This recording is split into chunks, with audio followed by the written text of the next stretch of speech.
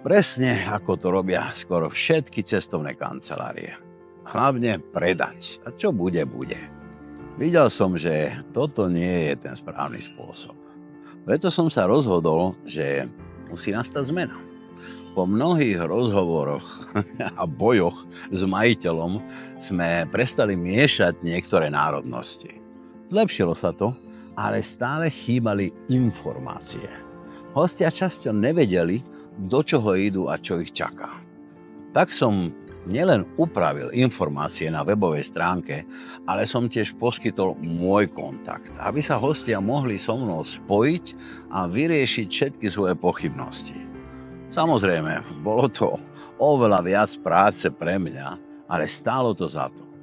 Hostia prichádzali pripravení. Už sme sa trochu poznali, čo nás zblížilo ešte predtým, ako sme sa stretli. Bola to veľká zmena. Hostia odchádzali šťastní a začali sa vracať.